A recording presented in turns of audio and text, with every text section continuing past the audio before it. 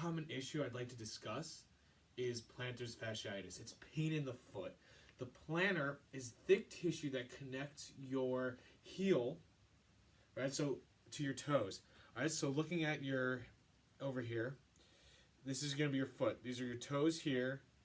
You're going to have the arch of your foot, okay, and your heel, which is going to be my palm. All right, so the plantars connects my palm or the heel to the toes or my fingers, okay? And when it's stiff and when it tightens, it pulls on the toes, or when the toes don't move, the plantars stiffens, causing flat feet and very often pain, right? Because what happens is you have tight tissue here, right, with all the nerves and everything, and it's just stiff, right? So when you're not bending your toes, so when you're flat-footed, just throwing your foot down like that, right, nice and loud. This tightens, and it's getting hit, percussion, and it just inflames sometimes, and that just leads to pain, right? So famously, they tell you to get a frozen water bottle and roll your foot on top of it. Why? Because the coldness just gets rid of inflammation, which is okay. And what really is the most beneficial part of it is when you roll, right, you're flexing. Now, that really loosens it up a little, as well as the cold, as reduces the inflammation. Now, what you want to do is you really want to introduce flexibility to that plantars. To do so, it's easy. You can do it naturally, no problem. Just you have to think about one thing. You want to roll from heel to toe, right? So when you're walking, right, just focus on lifting your toe up. You see the soles of my shoes, right? So now I got a nice bend, stretching the calf, which also adds into it.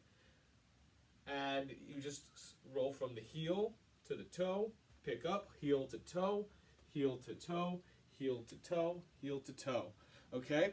And notice at the end how I'm getting a good toe bend, right? So in addition to walking around heel to toe, to get it naturally working, you can just every once in a while, a little standing in spot or standing in place, if you're online or whatever, just pick up that calf, pick up that heel, bend those toes, get some flexibility in the plantar fascia. All right, and then you will see immediately your calves loosen up and you will feel a lot less pain in your plantars. So whenever it tightens up and you have that pain, just focus on heel to toe walking. Back and forth. You can pace in your apartment, house, office, whatever.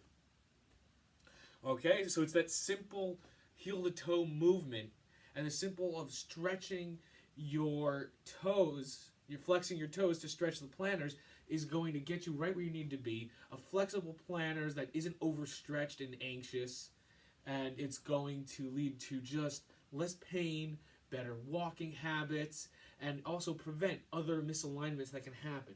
Right, when you're walking like this, you're going to end up not using the muscles in your legs. Usually the quads will tighten up, your hamstrings won't get used, and you're going to be at greater risk of other injuries, pelvic tilts, everything.